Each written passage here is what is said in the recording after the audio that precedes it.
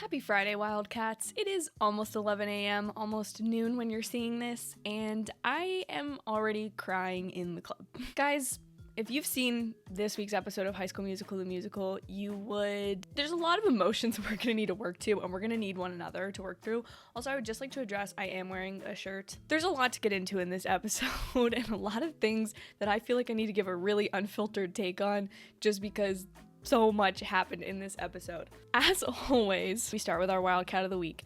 Wildcat of the Week this week is EJ, and I'm gonna break the little rules a little bit and also add Courtney in there because I think both of them had such strong character moments this episode and also gave me the most times to smile in an episode that otherwise was making me cry into my coffee. For EJ specifically, I can't believe how much I like his character. Like, first season of this show, he was the villain, quote unquote, and now we have him in some of the best scenes of the episode. Him and Gina's talk, the revelation that his dad has made calls to get him into Duke, which we'll talk about in a little bit, as well as just the fact that he's trying to grow as a person, recognizes his flaws, which is very much contrasted to a character like Ricky, who this season his flaws have only increased. So I'm just loving EJ, and also that Gaston number and his muscles. What did he say?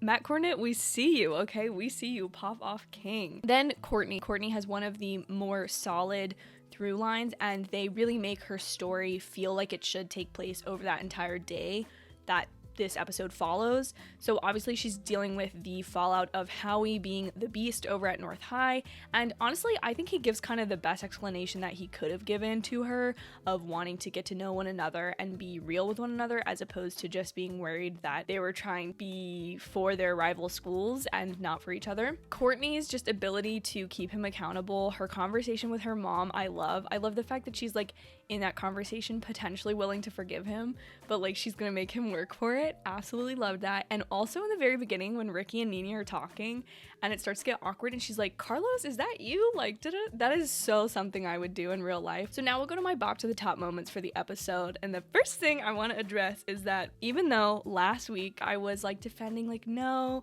Ricky and Nene are endgame, well, this episode we not only hit an iceberg, but we started sinking, and I am jumping ship, like leaping off like as it's touching down in the water to the Portwell ship. Okay, I'm full on board with Portwell. And listen, for any haters out there, you're entitled to your opinion, but when they went to homecoming together last episode, I didn't see anyone freaking out about him being a senior and her being a sophomore. And now that that is like shifted a little bit, that there might be some romantic attraction there, a lot of people online seem very against it. And I don't have a problem with it. I don't have a problem one bit. Gina is obviously very mature for her age. She's been through a lot more than the other kids.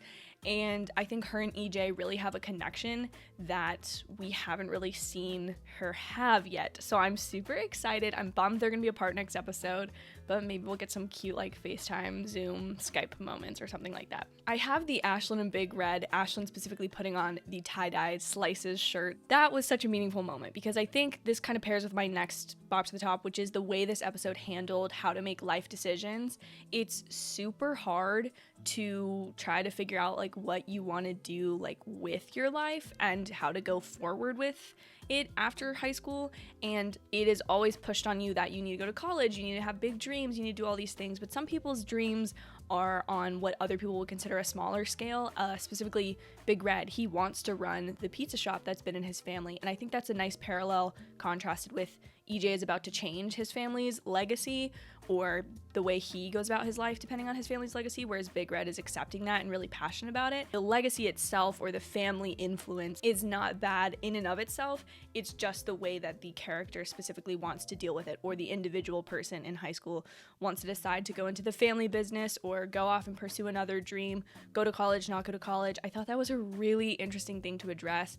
Continues to make me so proud of the show in the way that it like handles these very mature topics that high schoolers deal with, but we have never seen in a Disney show before, and I absolutely love that. And then of course I have to address Mr. Mazzara having the biggest crush on Miss Jen, and the way that I I'm so on board with the two of them as a couple. But the way he typed out "you're gorgeous" and then deleted it, Mr. Mazzara got game and we don't even know about it because he's too embarrassed and he's trying to be respectful, and I need my mans to be happy. I also think the actor, whose name I can't remember now, but I will put on screen, I think he does such a great job of making Mr. Mazzara both a kind of socially awkward, comedic, but like still really lovable character, and this cast is so good, just consistently so good. Last, my absolute bop to the top moment or sequence is the ending montage where Howie is singing Hopeless, and it flashes to all the different couples as they're like dealing with their individual issues or problems. It is so emotional, so good, and such a good way to wrap up this episode, and it very much feels familiar to episode 2 montage ending where they all hold up cupcakes that have their character like a cake topper. And I just think that is so cool that the show continues to like do that, push the boundaries. I also liked how it felt like each time you would go to a new room and you pass through the door or wall, you're with like new characters, and I really, really liked that. Now my screen moments, and these are not moments I think are bad at all, they're just things that are frustrating. EJ's dad. The fact that he went behind EJ's back and is so blatant on protecting his family's legacy or their Duke past and history is just really crappy. And the fact that he did that in front of all of his friends, not cool, bro. Not cool move. I think it also is a great callback to High School Musical 2. Troy trying to figure out his college decision in High School Musical 2, deciding whether to follow what his dad wants for him to do in college. It was a very nice, nuanced callback that I really appreciated. Then we have the lack of communication kind of across the board with people not really like clarifying what they mean, following up on comments, or really being open with one another, with the exception of EJ.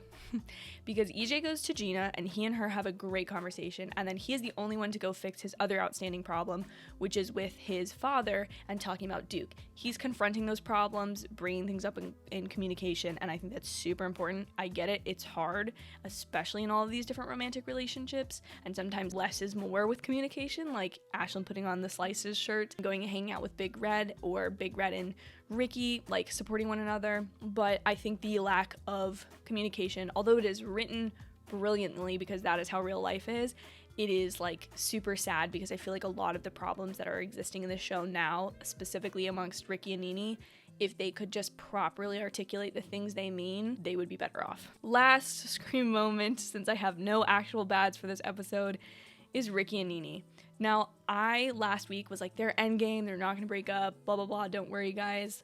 I was incorrect, but I'm really kind of glad I was incorrect. And listen, I've been Ricky and Nene since the beginning, okay? I've been on board with them. Some valid points were made in their conversation about how they don't feel like they're necessarily supporting each other the best. This relationship has made Ricky into a worse person in season 2 than it has better, and I also think it's made Nene understand more things about herself. Now, I don't think either of them is completely in the right or wrong about the breakup, but I definitely feel like the two of them need this in a way. I think it makes sense for both of their characters. The only thing I don't necessarily now know how I want the show to handle it is their potential reunion, because obviously it doesn't feel like it's over between them, and it could just be because we've been with them for 2 full seasons now.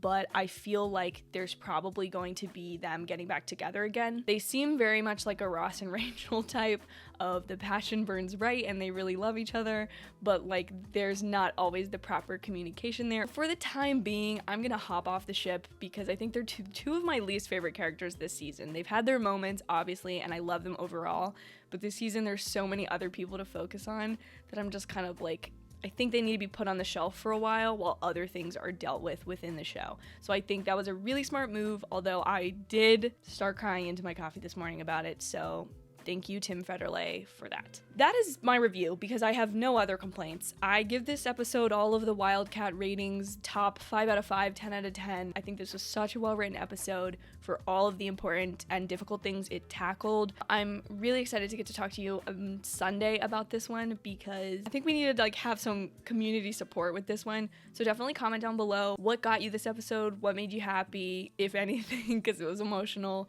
Be sure to stay tuned for a time announcement for Sunday's High School Musical, the Musical, the series live stream. Thank you guys so much for watching. I hope you have an absolutely amazing day, and I'll see you in my very next video. Bye, guys.